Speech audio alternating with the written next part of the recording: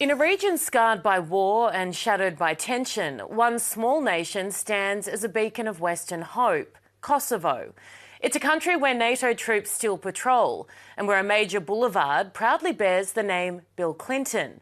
Now, with pressure rising across the Balkans, President Osmani is focused on the future, holding the line, fighting for recognition, stability, and a future defined not by its past, but by its potential. Mario travelled to Pristina for an exclusive conversation, and tonight, a first look. The full interview drops soon.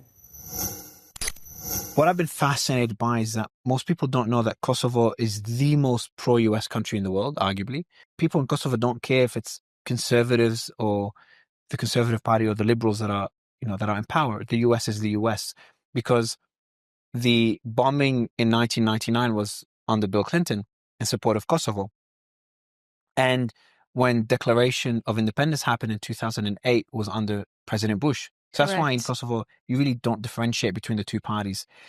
It is the youngest country in Europe. So it's just been, for such a small country, such a small population, it's a fascinating and also heartbreaking history for Yugoslavia as a whole, and specifically Kosovo. As I often say, the story of Kosovo is truly a story of survivors who thrived.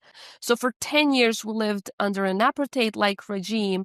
And then in 1999, the war in Kosovo started, which escalated to war crimes, crimes against humanity, and genocide. This was a war against innocent women and children.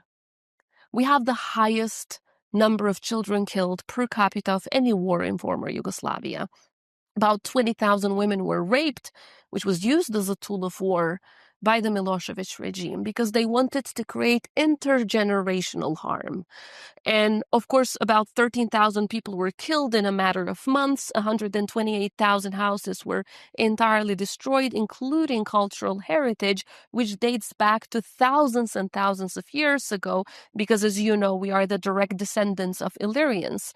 But there was a clear intention by the Milosevic regime, and not just against Kosovo, by all means, but also against Bosnia-Herzegovina and Croatia and others, to wipe us off from the face of the earth.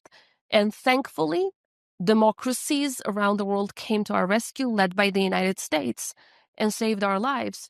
So it's only normal, I would say, that Kosovo today is and proudly so, the most pro-American nation on earth.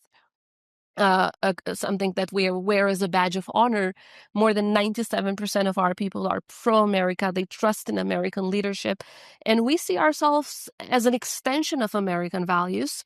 And as you said, this has not been an issue of partisanship, because we were blessed with bipartisan support throughout history.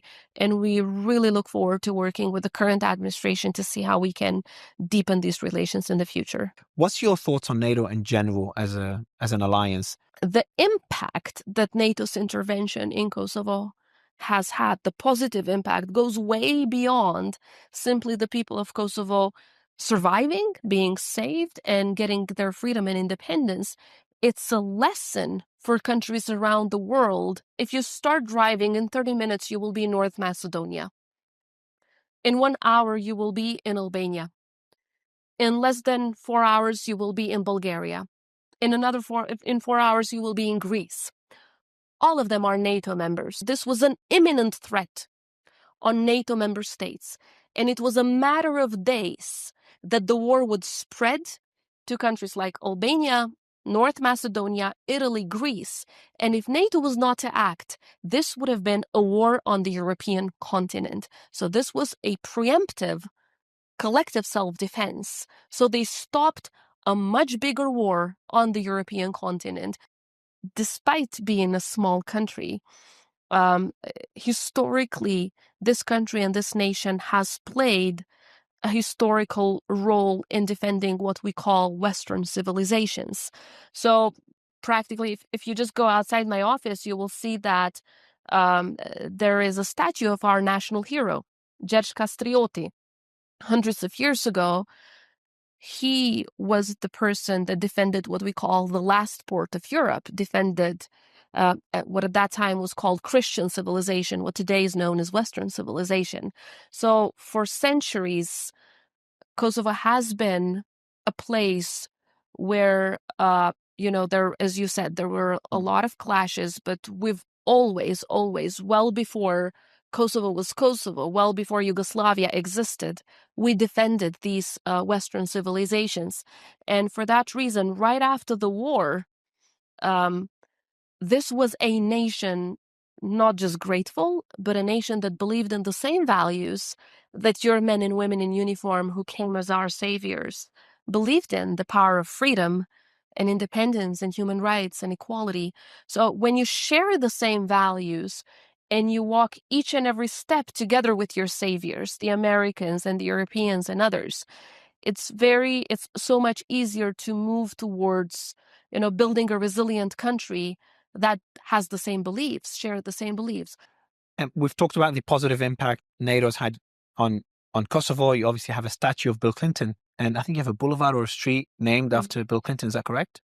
Yes, it's very close here. It's in Pristina. It was built right after the war because Bill Clinton was the president that decided on the NATO intervention. And then, as you rightly pointed out, we declared independence when Republicans were in power, and we worked with so many Republicans who are today back in office. I mean, I meet so many of them that served in Kosovo in 1999 that had such a fundamental role in saving our lives.